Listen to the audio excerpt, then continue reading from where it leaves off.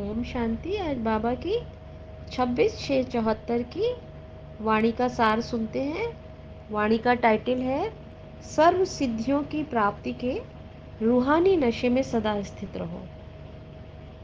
तो सर्व सिद्धियों के दाता, हम आत्माओं के पिता परमात्मा, आज हम बच्चों को ये याद दिला रहे हैं कि बच्चे, तुम अपनी जो तुम्हारी श्रेष्ठ पोजीशन है, और तुम्हारी वो पोजीशन कौन सी है, जो मेरी पोजीशन है वो तुम्हारी पोजीशन है। तुम मेरे बच्चे हो, भगवान के बच्चे हो, तो बिल्कुल भगवान जैसे हो। जो कुछ मेरा है वो सब कुछ तुम्हारा है। मैं क्या हूँ? मैं तो सागर हूँ, और तुम मेरे बच्चे मास्टर सागर हो, गुणों और शक्तियों के भंडार हो। तो अपनी श्रेष्ठ स्मृति की पोजीशन से क्यों बार बार उतर जाते हो? क्यों अपने आप से दूर हो जाते हो और मुझसे दूर हो जाते हो? और जब दूर हो जाते हो, अपनी सीट से उतर जाते हो, तो निर्विघ्न नहीं रह पाते हो, विघ्नों के वशीभूत हो जाते हो। तो देखें, आज की वाणी में बाबा हम बच्चों को क्या समझाने दे रहे हैं। बाबा पूछ रहे हैं कि तुम्हारी पोजीशन कौन सी है, आपकी अपनी पोजीशन कौन सी है, जिसमें सारी बातें आ जाती हैं। मास्टर ऑल माइटी अथॉरिटी, मेरे बच्चे हो, ऑल माइटी अथॉरिटी पिता के बच्चे हो, तो बिल्कुल मेरे जैसे मास्टर ऑल माइटी अथॉरिटी हो। यही तुम्हारी पोजीशन है, यही तुम्हारी सीट है। तो सदा इस पोजीशन में स्थित रहते हुए हर कर्म को करो। तो यह पोजीशन माया के हर विघ्न से परे निर्विघ्न बनाने वाली है।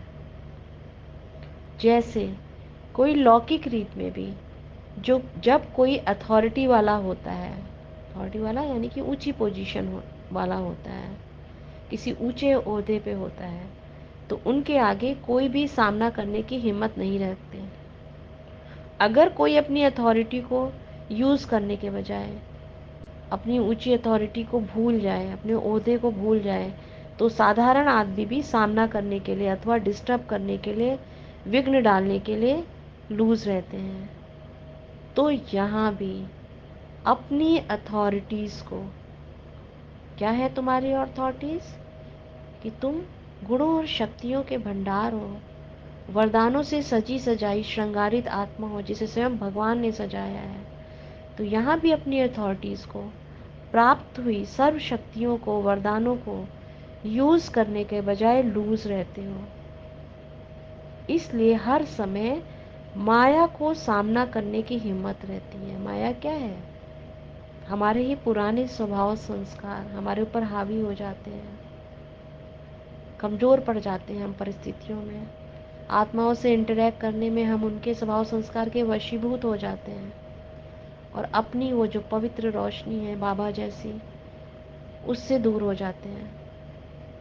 तो बाबा कह रहे हैं मनसा में, माया कहाँ कहाँ अटैक करती है? मनसा में, वाचा में, कर्मणा में, संबंध में और संपत्ति में, सब में इंटरफेयर करने की हिम्मत रखती है।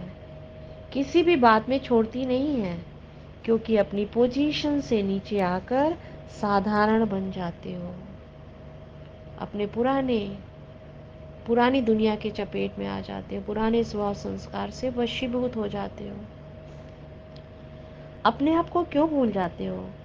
लेना है बाप का सहारा और कर देते हो सर्वशक्तिमान से किनारा। खिवैया से किनारा कर और किनारे को, अर्थात मंजिल जब ढूंढते हो तो मिलेगी, वह समय व्यर्थ जाएगा। बाप दादा को ऐसे भोले व भूले हुए बच्चों पर रहम आता है। जब तक बाप द्वारा रहम लेने की आवश्यकता व इच्छा है, तब तक अन्य आत्माओं के प्रति रहमदिल नहीं बन सकते। जब स्वयं ही लेने वाले बने हुए हैं, तो दूसरों को कैसे रहम कर सकेंगे? अधिकारी खुद ही मांगने वाले हैं, तो दूसरों को कैसे उनके अधिकार की प्राप्ति कराएंगे? जो स्वयं ही लेने वाला है, वह देने वाला दाता नहीं बन सकता है। जैसे भिखारी भिखारी को संपन्न नहीं बना सकता। अल्पकाल के लिए कुछ शक्तियों के आधार से उन्हों पर थोड़े समय के लिए प्रभाव डाल सकते हैं, लेकिन सदा काल के लिए और सर्व में संपन्न नहीं बना सकते। इसलिए बाबा कह रहे हैं कि इसलिए अपनी सर्व सिद्धियों को जानकर उन्हें यूज करो, सिद्धि स्वरूप बनो। सिद्धि स्वरूप बाप दाता के बच्चे हो तो सदा उस स्मृति में रहकर अपने सर्व सिद्धियों का स्वरूप बनकर उन्हें यूज करते रहो सदा। फिर आगे बाबा कह रहे हैं लेकिन निमित्त मात्र बनकर यूज करो। मैंपन भूल श्रीमत के आधार से हर सिद्धि को यूज करो। अगर मैंपन में आकर कोई भी सिद्धि को यूज किया तो क्या कहावत है, करामत खैर खुदाई, अर्थात श्रेष्ठ पद के बजाय सजा के भागी बन जाएंगे। साक्षीपन नहीं तो फिर सजा है। इसलिए सदा स्मृति स्वरूप और सिद्धि स्वरूप बनो। समझा? अच्छा, ओम शांति।